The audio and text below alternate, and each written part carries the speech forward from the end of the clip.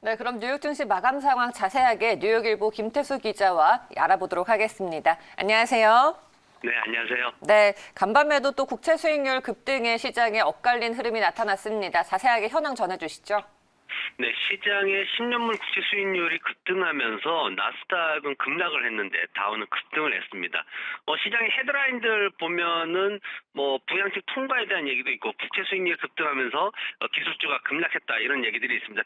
국채 수익률이 급등하는데 왜 기술주가 급락하나 궁금해가지고 저도 좀 계속 분석을 해봤는데 먼저 이제 부양책 통과 기대감에 다우지수가 급등을 했죠. 지금 보면은 상원에서 이제 통과가 됐고 그리고 하원에서 내일 이제 투표를 합니다. 내일 큰 무리 없이 통과를 할 것이다라고 지금 그렇게 다들 예상을 하고 있는 상황이고 그러면 14일 날 이제 그 실업수당 지원해주는 부분이 이제 마감이 되는데 이 전에 바이든 대통령이 이제 서명을 하게 되면은 이게 앞으로 또 6개월 동안 추가 수당 지급되는 게 계속 유지가 되기 때문에 그렇게 진행이 될 것으로 지금 예상이 되고 있습니다.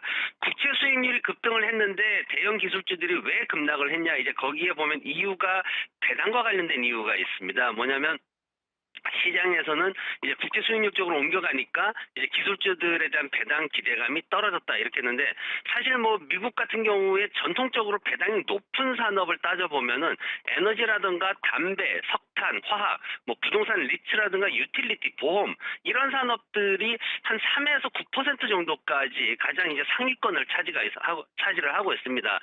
여기 이제 기술주들을 보면은 통신 서비스가 3%대고요. 광고가 2.7% 그리고 평균적으로 보면은 이제 반도체가 1.29%고 소프트웨어는 0.5% 정도에 불과한데 전체 산업 평균적으로 한 1.36% 정도가 됩니다. 그런데 여기 이제 문제가 뭐냐면은 지난 한 해 동안 대형 기술주들을 중심으로 이제 대형 개인 투자자들이 자금이 좀 넉넉한 투자자들이 장기 매수세가 엄청나게 들어왔다는 거죠. 배당을 노렸고 그러다 보니까 시장에서는 그런 어떤 유동성을 기반으로 이제 상승을 했는데 지금 시장의 국채 수익률이 1.6%를 넘어가다 보니까 이 대형 어떤 그 개인 투자자들이 안전한 채권 시장으로 옮겨갈 수 있다 이런 불안감이 생겼습니다. 그러면서 또 실질적으로 대형 기술주들이 요즘 또 힘을 못 쓰다 보니까 매도하는 그런 모습들도 많이 포착이 됐고요. 그래서 오늘 시장에서는 국채 수익률이 급등을 하면서 대형 기술주들이 급락하는 그런 모습을 보였습니다. 네, 자 그러면은 업종별로는 등락폭이 어땠나요? 특히 오늘 봐야 될 게 테슬라였습니다. 올해만 지금 마이너스 30% 넘게 하락하는 모습을 보이고 있는데요. 테슬라의 주가 하락세가 어디에서 멈출지 다들 지금 좀 조마조마하게 보고 있습니다. 자동차 산업이 오늘 마이너스 3% 이상 급락을 했고요. 자동차 산업 같은 경우에는 지난 1개월 동안 무려 25% 가까이 하락하는 모습을 보였습니다. 중국계 전기차 회사 리오 역시 올해만 주가가 절반 가까이 그렇게 하락하는 모습을 보이고 있습니다. 오늘 이제 원유 시장에 대한 얘기도 컸습니다. 중동 지역 분쟁 위기가 좀 가파르게 좀 상승을 하고 있죠. 사우디아라비아의 유전에 대해서 드론 미사일 공격이 있었는데 다행히 요격을 했습니다. 그래서 이제 피해는 없었는데 그 배후에 이란이 있어가지고 지금 미국의 입장이 굉장히 난처하게 지금 진행이 되고 있습니다. 왜냐하면 미국에서 지금 이란을 좀 많이 압박을 했거든요. 최근에 트럼프 대통령 시절에. 그러다 보니까 이란이 이제는 좀 이런 아주 강제적인 무력 수단을 동원하고 있지 않나 이게 미국의 책임이다 이런 얘기들이 나오고 있어서 좀 시장에서 좀 난처한 상황이고 하지만 아직까지 투자자들은 이런 불안감에 대해서는 대응을 하고 있지는 않은 상황인 것으로 분석이 되고 있고요. 원유 시장 전반에 오늘은 과매수 논란이 좀 생기면서 유가가 하락하는 모습을 보였습니다. 에너지 장비 산업 같은 경우에는 최근에 인수합병 이슈들이 굉장히 많은데 부양책에 대한 또 기대감도 큽니다. 그래서 1% 이상 상승을 했고 오늘 또 특히 항공산업 같은 경우에는 추가 자금 조달 기대감이 좀 형성이 되면서 5% 이상 상승하는 모습을 보였습니다. 레저나 도소매 산업들이 2%대 상승하면서 강세를 보였고요. 하지만 반도체 시장이 최근에 이제 공급 우려가 좀 지속되고 있죠. 그러면서 마이너스 5% 이상 급락하는 모습을 보였고 하드웨어와 인터랙티브 미디어 산업 그리고 이런 대형 기술주들을 포함한 산업들이 마이너스 한 4%대의 급락을 보였습니다. 네. 자, 그러면은 이제 또 내일장을 기다리시면서 많은 분들이 우려 반, 기대 반이실 것 같습니다. 향후 주목해볼 이벤트가 있다면요?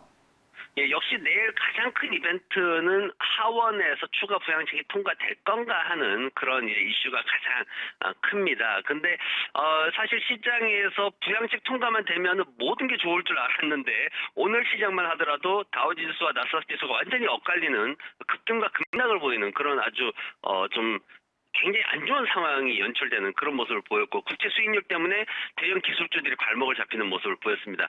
부양책으로 직접 수혜를 받는 산업들 그 속에서도 이제는 좀 옥석 가리기가 진행이 될 거다라는 보고서들이 나오고 있는데요. 전통적으로 보면은 이제 오늘 같은 경우에도 이제 전통적으로 보면은 대체 에너지 산업이 주도를 했던 뭐 브룩필드라든가 넥스트라 에너지 이런 그 대형 기업들이 소폭 하락하거나 보합권에 머물렀습니다. 하지만 이제 제너럴 일렉트릭 같은 새로운 기대주들이 올라오면서 이제 시장에서 바이든 행정부의 추가 부양책에 대한 수혜주 그리고 앞으로 진행될 미국의 경제 산업에 대한 어떤 수혜주로서 등장을 하면서 오늘도 3% 이상 상승하는 모습을 보였는데 특히 이제 오늘 보면 비자나 맥도날드, AT&T 같은 회사들의 주가가 올랐거든요. 미국인들이 이제 개인 투자자들의 성향이 좀 이런 성향이 있습니다.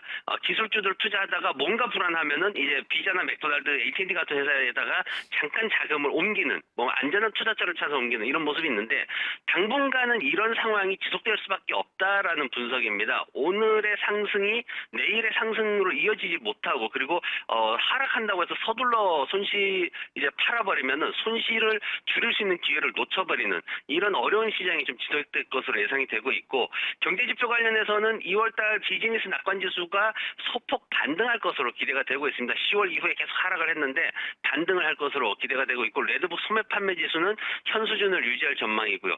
딕스 스포츠를 포함해가지고 90여 개 기업들이 실적 발표를 앞두고 있습니다. 딕스 스포츠는 순이익이 좀 많이 증가할 것으로 예상하고 있다라고 이미 소개를 해드렸는데 그 외에도 아이들 의류용품 전문점인 차일드 플레이스가 실적 발표를 앞두고 있습니다. 네, 알겠습니다.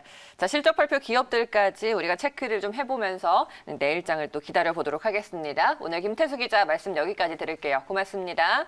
고맙습니다. 네.